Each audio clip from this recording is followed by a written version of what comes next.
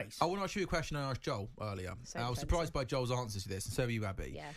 Is an issue here with Arsenal that the first 12, 13 players are really good, and there's no question marks about that, but the next 4 or 5 aren't at a level needed or required if you've got to chase down in the years gone by the amazing team that's Man City? Is that fair that when, City had the luxury, and we know they got big money, and that they can make 5-6 changes every game, and the 5-6 players that are coming off the bench are 60-70 million pound players? Is that the main drop-off from Arsenal, that those rotations that you make, there's a drop-off from what comes in to what comes out? Before you answer that, go on. Right, what he wants you to do is go that we got a weak squad, etc. Yeah. But what he doesn't understand is that that's the same in all teams.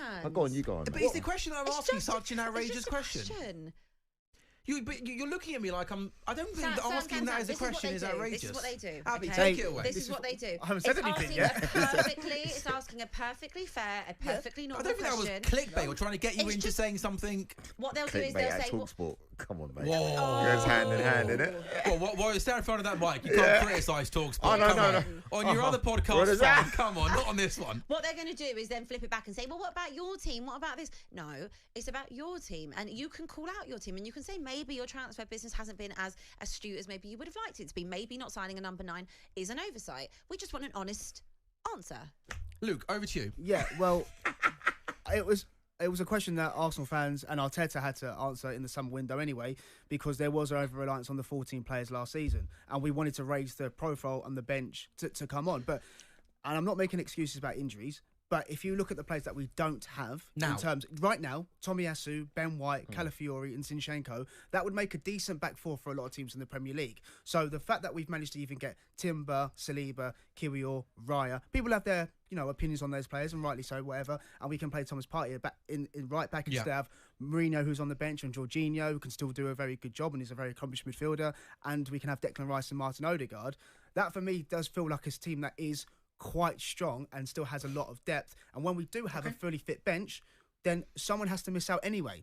And Abby, you mentioned it about the number 9. I've come full circle about this. I was very adamant, and I've been on this show before, that we didn't need a number 9 because I knew the job that Kai Havertz did, and he was exceptional at the back end of last season and after Christmas. But it's in these games and just certain games, it's not even Kai Havertz's fault. Kai Havertz is a multifunctional player. He's not a natural-minded number 9. And he wasn't bought in to be a false 9, by the way. It's just something that we had to do because it wasn't working originally. Sure. Yeah. For sure. And then, but we all know strikers, what they have to do, they have to put the ball in the back of the net. And Arteta says, if you're not scoring goals, what are you contributing to the side? I'm pretty sure you're going to talk about Erling Haaland and his performance off the ball, rather than the fact that he's got 76 goals in 79 Premier League appearances. No one's going to knock that, but it's what he's doing for Manchester City away from the game.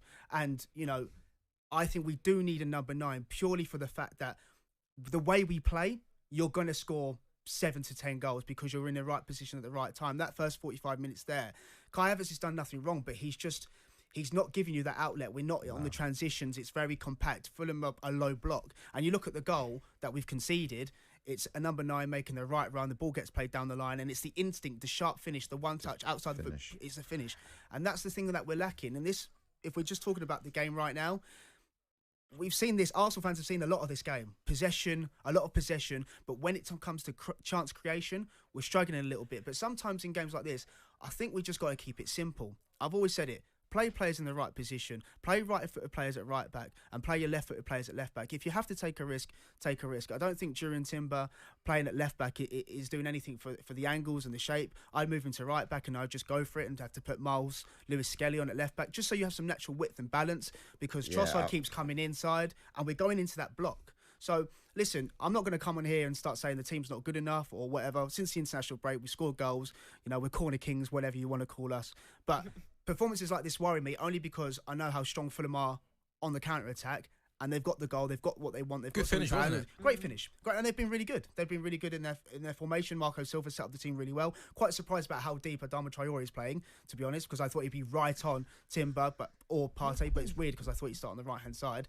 But there's 45 minutes to go, and we have to win the game. Sometimes now I always come on here and say, I need to see something from the performances. Abby, you saw me after the Newcastle game where I was just, it was just horrible. And Fulham last year, because there was just nothing to take from the performance. You can't even take a positive. It was just outfought, outbeaten. it's just, you hate those games. Even though it was 1-0, it could have been 2 or 3. It's not like this so far, but regardless. Can I just ask you a question? And this is not me digging. Fine. It's not me digging. No. I swear. No clickbait talkSPORT, unbelievable. It's not. It was more about, obviously there have been games that you've lost this season as well. There's been performances you've been really good at, some not so much. That's normal. But do you feel like, let's say this carries on as it is this game, and you do go on to lose it, how many more games can Arsenal afford to lose or slip up in this title race? Not many. And I'm not coming on here saying if we don't win today, it's not the end of the world. It's annoying and it's frustrating, and we've put ourselves in this position as to no room for error.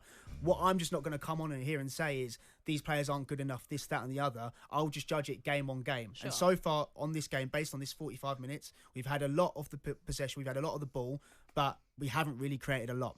And in January, if there was a suitable replacement for a striker, I would be looking at it, because in games like this, we might get one 100%. Chance. Is there someone in January you think that is a target for you? There is someone I would like. Whether it's realistic is probably not going to happen. Alexander Isak. Sure. Purely because, again, he can play off the left, he can play through the middle, his link-up play is very strong. We saw what he did with Virgil van Dijk as well. Yeah, incredible. And it's just that. But also, when he played against us, sorry, Sam, it was just, even though he scored the goal, he didn't have a lot of the ball after he scored the goal. But all he did was he gave Saliba and Gabriel something to think about. He kept backing in.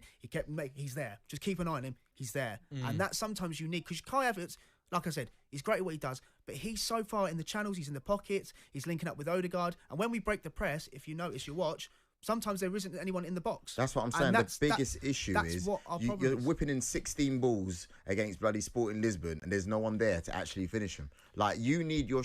This is why I don't get why you two are not more annoyed at the fact that everybody knew in the summer you needed a striker. How long do you want me to be annoyed for? Won't you call out maybe the shortcomings of your board? You haven't seen me online outside the club going, we need... But you haven't seen me there, because you're never at the Emirates. So it's like...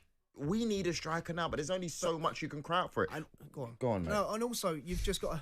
The thing is with that is, I've only come full circle with that, as in need a striker. Yeah. I was quite adamant to say... Really? Yeah. I was one of them saying we don't need a striker. I remember you saying that. Because we need to prioritise other positions, I thought, at that moment in time. And I was... Because my issue was, there's no guarantees in football apart from Erling Haaland and Harry Kane that put the ball in the back of net. So I think Isak's at the level. Maybe. I think he's a guarantee. Look at that. He just needs to be right there. You need your striker. Take the ball, go towards. He ain't got it. But he did it at the back end of last season. I'm sure Kai Havertz will tell you himself he ain't got it. At the back end of last season, obviously time and circumstance will change your opinion. Yeah. But at the back end of last season, a lot of your fan base was very much like, we actually don't need a number 9 now because we've got Havertz. But when you look at the depth of Gabriel Jesus, who is next, or the inconsistency of someone like a Trossard or a Martinelli, Trossard's great off the bench, but you need someone that's an elevation. And I feel like your board have let you down in that area when, let's be real, this title, and you still might win the league, it's possible, but this was your league to win. This year was your league to win. And I feel like the shortcomings in the summer, they didn't do enough for Arsenal, which I'm going to be really happy about if you don't obviously win the league. But as Arsenal fans, I feel you've been let down by your board. Yeah, I completely agree. But that's also not about just the number 9. It's about the left winger. Absolutely. There should have been an upgrade there. And that's the question. They tried with Raheem Sterling. Yeah, but they did try. Right at the it end. was, but it's still an effort, though, right? Yeah, but it is an effort. I'm sorry, that's an effort that something Spurs would do. This is not an effort that you want to see for a team that's in a title race. And I think hindsight tells you it's poor, because obviously we haven't seen as much as him as we would have done. Obviously, Raheem would have wanted to play more as well. But if you look at that left-hand side, like if you ask most Arsenal fans, did we not say, "Oh, this might work"? You know. This might be a stroke of genius. The Sterling thing? Yeah. In the beginning. For sure, but the only thing I would say with that is it was quality, but it was also numbers for me. We were getting Nelson in to bring Sterling in when really we needed to add on top of what we already had. On AM, on DAB, via the talkSPORT app and on your smart speaker. talkSPORT.